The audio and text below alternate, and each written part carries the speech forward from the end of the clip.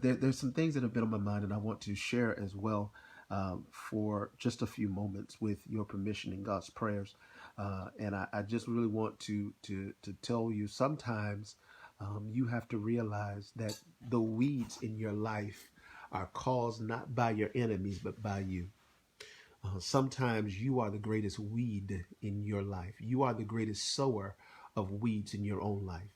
And I don't know who I'm talking to right now, but I need you to understand that sometimes you have to watch. You have to watch what you say, watch what comes out of your mouth. Sometimes the greatest thing for you to do is to read more than you talk. Oh God, I'm about to get in trouble. It's sometimes the greatest thing for you to do is to stop talking so much and put more word inside of you. Ladies and gentlemen, your future is shaped by what the words that you say. And if you're not willing to invest in your vocabulary, you should not be expectant of your future. I'm going to do that again. I might get in trouble with this one. If you're not willing to invest in your vocabulary, then you're not willing. You should have any type of expectations in your future. And so I want to tell you right now, ladies and gentlemen, brothers and sisters, I want to tell you that you have to watch the words that you say, because the weeds and the wheat will grow in the same area. I need y'all to hear what I'm saying to you. In Matthew chapter 25, it talks about Jesus talking about a parable. And he says in this parable, he says there's a man who sows. His gardeners sow. And the Bible says in Matthew chapter 25 that while they were sleeping, that an enemy comes in and sows weeds in the middle of their wheat. They began to see the growth, and as they're seeing the growth, the Bible says here, watch this. The Bible says, as they're seeing the growth, those who tend to the farm, those who tend to the fields, come into the master and said, "Master, didn't we sow good seed?" And the Bible says that the master replies, "We sow good seed." And the Bible says that they say, well, why do we have weeds in the middle of our wheat? And he says, because someone, while we were sleeping, an enemy, while we were sleeping, has crept in and sown weed in the middle of our weeds. Ladies and gentlemen, brothers and sisters, I'm going to say a few things really quickly, and I'm going to get out your hair. The first thing that I want you to understand, ladies and gentlemen, that sometimes the enemy that is sowing the weeds in our fields, in the areas of our growth, is not enemies outside of us, but it's enemies within. And sometimes you are your greatest enemy, that you keep sowing, watch this, ladies and gentlemen, the fruit of your own personal understanding. What do you mean, Pastor Hampton? Well, the Bible says, out of the abundance of the heart, the mouth speaks. And ladies and gentlemen, I want to tell you that whatever your mouth speaks, it will shape your right now. It will shape your future. It will shape the things that you see in your reality. And so you have to be careful. I feel like talking really good here. You have to be careful that what you're sowing is not weeds in the areas of your growth process. But even if you sow weeds in the area of your growth process, when you continue reading this, it says, make sure, watch what he says to them. They said, do you want us to remove the weeds out of this? He says, no, leave them and let them grow together. Because there are some things you only remove in maturity. Oh God, he says, make sure that when they grow together, because there's some times, ladies and gentlemen, that it's not as easy as just picking them up and pulling them out. Somebody needs to stop beating yourself up right now because of the things that you're still doing. You're beating yourself up because of some areas and some habits in your life. But I need you to understand that it's time it is in maturity that those things are being stripped away. It is in maturity. And ladies and gentlemen, Lord have mercy, and I feel that thing. It is in your maturity. Sometimes you just need to tell yourself it's time to grow up. It's time for you to get out of your same patterns, and it's time for you to stop pity party and crying and asking someone to change your diaper. Why do we have, can I put a pin right there? Why do we have so many diapers in the pulpit? Why do we have so many people who are still wearing Pampers in the pulpit? Why are we still dealing with so many people, oh God, who are in church pews, that have been in church pews for 20, 30 plus years, and you're still wearing the diapers of a toddler, the diapers of an infant? Ladies and gentlemen, brothers and sisters, it shows us in the text, Matthew chapter 25, that there are some areas that you got to grow up in order to remove the weeds that have been trying to choke out your future. Watch what happens. The weeds, what they'll do is they will entangle themselves. Watch this, ladies and gentlemen, with the wheat. And he says, be careful. Don't remove them. Let them grow together. And when it's time for the harvest will do the separating. God bless you, Andre. Ladies and gentlemen, I need you to understand something. The harvest, it is at the harvest time that the separation will begin. This is the time, ladies and gentlemen, when it's time for people to start seeing the fruit of what you've sown. It's time for people to start seeing the fruit of all of the things that you've been talking about, how much of a Christian you are and how much of a believer you are. It's time for some fruit to show up. And ladies and gentlemen,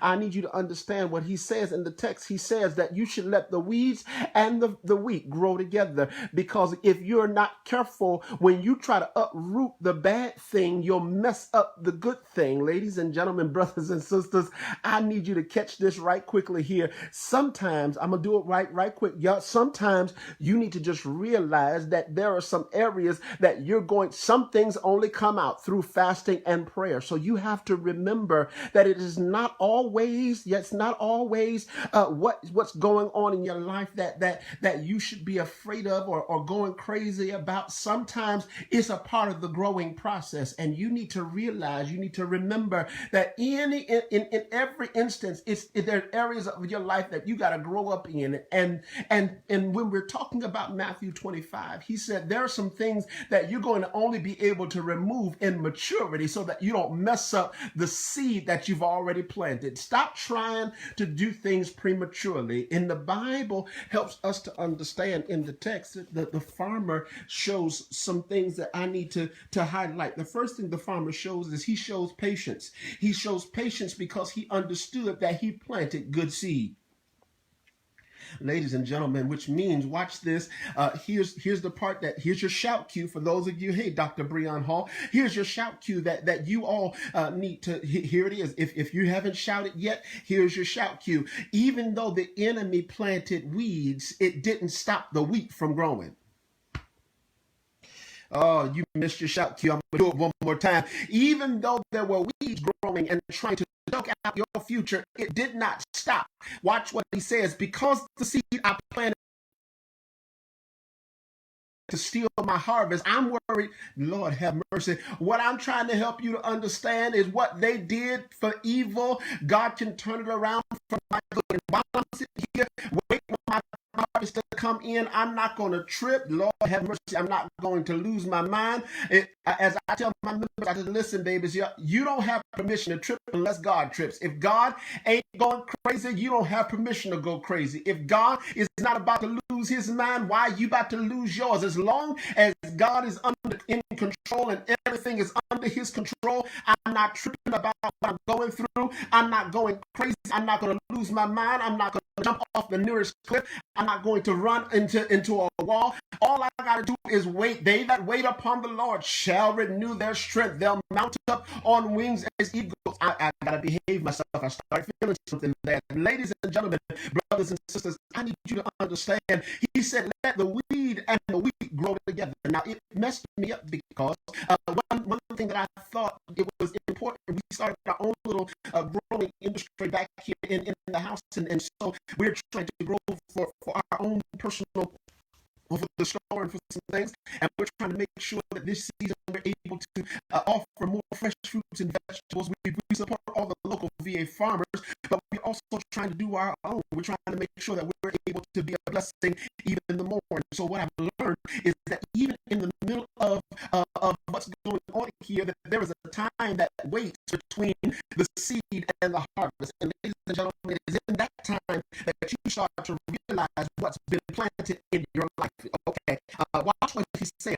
In the time of revelation, stop tripping about the situation. Here it is. I'm going to do it one more time. In the time of revelation, stop tripping about the situation. I'm going to do it one more time. In the time of revelation, stop tripping about the situation. I need you to understand something really quickly, and I'm going about the business. Here, I need you to to understand this. But for the one thing that you have to understand, if you understand nothing else, is whenever God begins to show us exactly what He is doing in our lives, and things begin to show up that doesn't look like what we try to do in our lives, I need you to realize one thing. I need you to realize that never ever trip, because God has the soil under control. Never ever go crazy, because God already has it already under control. And what you need to realize, what you need to praise God about, here's your praise cue, here's your shout moment. What you need to praise God about is that even though what you're going on, even though what's happening in your life is happening, it does not cause you to leave. It does not cause you to miss the harvest that God has intended in your life. My just told me some things are breaking up in the sound, and so I need to say this really quickly, and I'm going to go.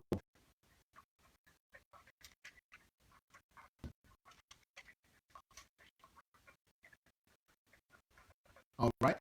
So I'm going to say this really quickly, and I'm going to go. I need all of you, please, man, please share this live. We'll do this again soon. Much love, Janine Hoyle.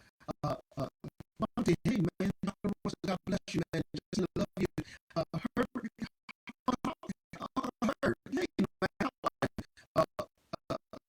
Stephanie, Belinda Hills, God bless you. Samantha Johnson, God bless you.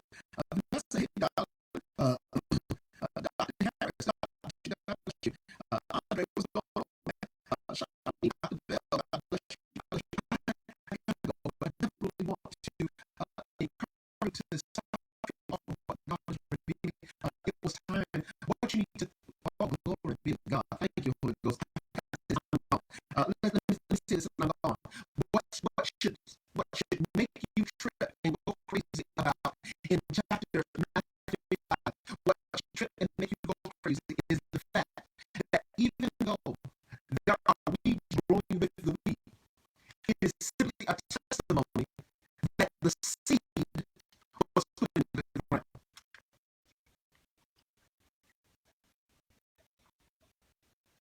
Here it is. I need you to catch this. I love you so much.